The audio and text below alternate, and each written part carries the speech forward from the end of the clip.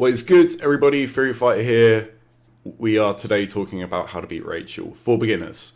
So one of the things you encounter a lot when you start playing Rahcel is people don't know the matchup, obviously, because there's like 4 of us. And that's annoying for us because we don't want to use strategies that don't work at higher levels. And it's annoying for you because you get beat up, like someone's just throwing cats and frogs at you and you know what the fuck's going on or how to beat it. But there are a lot of ways to beat it. So we're going to talk about like the anatomy of her zoning, because I think that's the biggest frustration for beginners fighting her. They just get zoned out for the whole game and it's really frustrating. So one of the first things you encounter when you're playing against Rahcel is she'll be just throwing projectiles on screen, doing a lot of this sort of stuff, and you will not have any idea how to get around it. So let's break it down into 2 sort of parts. The first thing you want to look at is these projectiles, right? They're slow, they're quicker when you use meter, they can cover all different angles when you use the wind meter, but the actual projectiles themselves have limitations. So if we look here, right, I'm going to do fire a projectile, it's going to come up and it's going to hit Ruby. But that's really annoying because I'm like trying to do stuff, but if I shoot, the projectiles no longer have a hitbox. That's really good. So if I hit Rahcel before those projectiles have like hit me, they actually disappear. And this is also the same thing if she's using an assist. If her assist, you know, I'll use this a bunch, kind of like hidden missiles essentially from Marvel 3. If you hit Rahcel, they've no longer got a hitbox on them, and you know, now you can just run forward and do what you like. So that's really useful. That's why things like Gunshot from Ruby are so powerful versus Rahcel, is because there's a lot of recovery on them. So we can see here, Rachel's backdashing and throwing a projectile using the wind to get it to go 3/4 of the screen. But I can shoot the projectile, and when I shoot the projectile, they'll clash and it will stop. So where it stops is where your pillar's going to appear, which we're going to get into more. But that means that I'm no longer under threat of her doing it. And I can do this on reaction with my assist. So I can call Ruby to either punish or, you know, depending on the angles, it's a little bit hard. But that's something I'll do quite often is if I've got a quick assist, I will stop Rahcel from trying to zone me out by clashing with the projectiles or just hitting her on her recovery. Because the recovery on them is quite substantial. It's way worse in the air though, and that's what we'll get to now. The air projectiles, really just a lot of recovery. So something you'll do a lot as Rahcel is you'll jump and throw projectiles. And the reason you do this is her jump projectiles cover a big range of spaces. So this is like a full screen projectile, that's really nice. This is covering the whole screen basically. And that's all well and good, and that's a really powerful tool for Rahcel. But she recovers the whole way down. So if I super jump here and then double jump, you see how I didn't get a single button out while I was falling? And that's for all of these. I'm not getting any buttons out. That is just all recovery right there. That is a big, big flaw. And now, how do you do something with that, right? And if you're playing as, say Ruby or a character with a good super, you can just super straight through and hit her on the way down. And she can't do anything about it. You play against someone like Jin with Toga, he's going to do that every time you jump and do a projectile. And that is one of the key ways stopping Rahcel from setting up, because Rahcel is a momentum character. When she has projectiles and the pillars on screen, it's harder to deal with it. You know, obviously I've shown you there are ways around to stop it, but like you don't want her to have all the momentum, because as soon as, you know, if you're in a situation where she's done this and then she's got all this on the screen, like that's hard to deal with. That's the harder part to deal with. But actually you can stop her from doing this for free, and just saving meter is like such a big deal about beating Rahcel.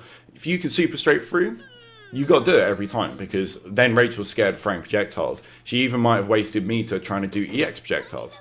They're laggy. There is no... You're recovering the whole way to the ground. So don't let her just jump away and do that. It's the biggest tool she has to like set up really quickly is jumping, throwing projectiles, or if you're playing full screen doing shit like this, like don't let her do it. So the next thing to talk about is what happens when the pillars are already on screen. So often you're going to see this, core circle back A. And these projectiles are tracking. They all come from the pillars. They don't come from anywhere else. They're exactly where the pillars are. You'll see the projectiles will come onto screen and they will track you for a period of time. Not forever, like they eventually disappear, but they do track you, and that's quite hard to deal with. But this isn't just like, you can't just do this. There's a lot of flaws to it, and there's a lot of ways to get around it that aren't as obvious. Now, the big one that I see people, well, if you don't know the matchup, the biggest one that no one seems to really notice is they disappear if Rahcel blocks anything.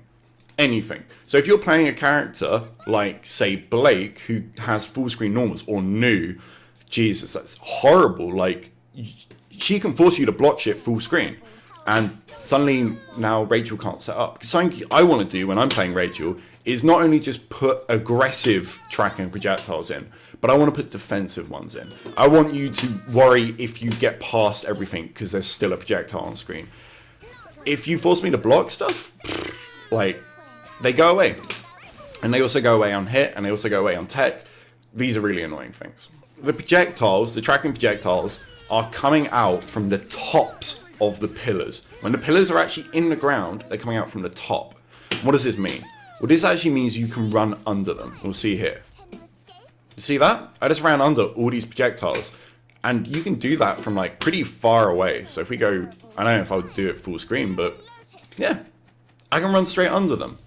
Right, how does Rahcel deal with this? Well, she's going to call an assist, which we're not really going to get into too much because obviously it's like a rabbit hole. But she might do something different. So if Rahcel, as I said, does it like this, they're going to be high up. But if she cancels the projectile while it's still in the air, it will come from wherever it is in the air. So if we do this, oh, it's off screen.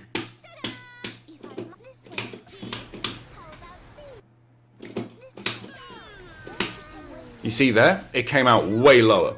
And when that cat is on the screen, whenever you do the activation, it's going to come out from that point. So the pillars, when there's pillars and they're cancelling those into the tracking projectile, that's when you got to get in there. That's when you can run under everything. And if they start doing them low, obviously, then you can jump them, etc., etc. They're not fast projectiles. You can get around, but be careful jumping. If you jump, you open yourself up to a DP, an unblockable. You have to push block, you have to think about how you're going to approach. But generally speaking, if you see lots of pillars, you see an activation, you can sprint under that. You're playing with a character like Jubei, like anywhere on screen, you saw it with Ruby, you can just run straight under and punish or force her to block anything. As we were saying, getting her to block is as good as getting a hit when it comes to getting rid of her projectiles. Now, one thing to keep in mind is these projectiles don't actually have a ton of block stun. They're pretty mediocre when it comes to block stun. So we'll see here, I'll block the first one and then run under the second two. That's not much block stun. And when she's being aggressive, this means that you have more opportunities to mash a DP out, to call an assist, to do different things. But in neutral, as you saw, I can just run away. I can block the first one and run under these two. It's just combining these strategies. Or I can block the first one and then do a projectile. And that one clashed with the cat, but you get the idea. There's a lot of things I can do there just because the block stun's so low. Now onto the best boy, George. George is like one of Rahcel's most powerful things in this game. It is a tracking, multi-hitting move.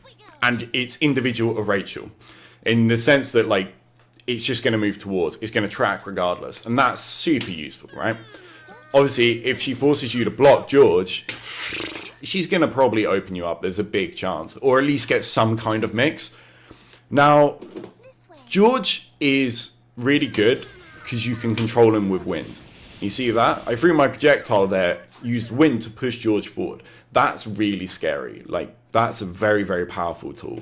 And, you know, I can do it upwards so I cover more space, but George moves slower.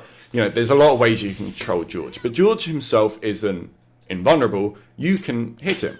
So we'll see here. It's kind of hard to. You see that? 2 hits and George was gone. And that's really useful. Some supers are very good at taking out George. Grim, the spinner from Gordon, it's really good.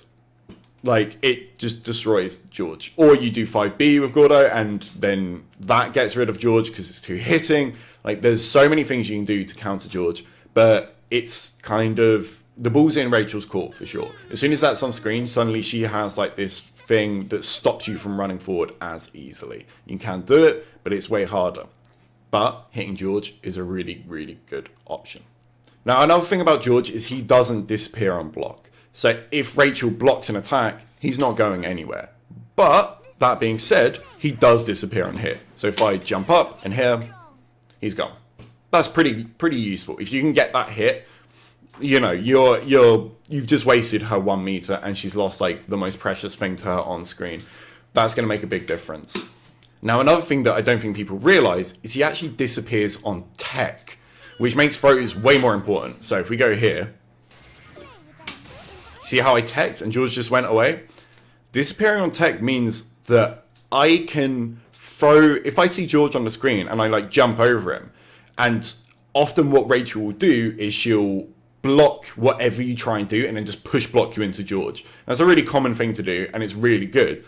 But you know the push block's going to come. Like, it would be insane for her to not do it. So you just do 5A and then throw. And even if she breaks the throw or she doesn't push block, like if she techs something, George is gone. Once again, you've just made her waste meter. And that's really powerful. And that's kind of all I'm going to cover today. I think once you understand that anatomy and running under, you know, the tracking projectiles, forcing her to tech throws when versus George, or just going for the hit, realizing that there's not much block stun on those tracking projectiles, those are all really important things. Hitting her, hitting her when she's trying to do projectiles so they lose their hitbox, or at least doing it for the assist. Doing it on the assist is super important. If you've got a move that like pierces and goes through 2 characters, so they can't force Rachel, like they can't protect Rachel, that's really useful. There's a bunch of stuff here, and hopefully this will, once you've got this down and once you know like, oh, I just need to get you to block to get rid of all these tracking projectiles, like once you force that, then you can start like to evolve to the other level, and then Rachel's gonna start going, okay, I don't want to block, so I'm gonna now start jumping more, and then you can figure out how you're gonna get around that, and you can do assists. One thing I'll say is the evolution of Rachel, generally how it goes is she's very dependent on assists, in my opinion. I mean, some people think otherwise, right? But like, so say I do this, I've got a couple of options. So when I activate, I'm scared of you running under. So I can either call my Ruby assist, or I can do a winded projectile like that. So for example, it would look like this, and I go like that, and that stops you from running. Or I go like this, and then I go like this, and then I call Ruby, and then I dash up to you so I can get a mix. Like, those are the sorts of ways that it evolves, but then you've got this big dead zone at the top of the screen that now you control because I've just used my assist and my wind, and I've activated all my projectiles. There's definitely ways around it, but that's the way that the meta evolves versus Rachel zoning. It suddenly becomes about going, these are the flaws, I know you want to get into them, this is how I'm going to punish that. So that's something to be aware of once you've got all of this down. But just start from dealing with the projectiles, dealing with the tracking, dealing with George, and then see how the Rachel player adapts to that. Because if they don't adapt, then just fucking run them over. Like, it's what you want to do. You want to get in close. Rachel has bad anti-airs and kind of mediocre normals. Like, you want to get in and force her to like try and fight you at close range, because she can't do it. She has to spend meter, and that's rough, man. And that's it. Hopefully you learned a few things about how to beat this character, and we can all get better. And then I get better because you've gotten better, and then we're all better, and it'll be sick. Anyway, have a great day. Take care.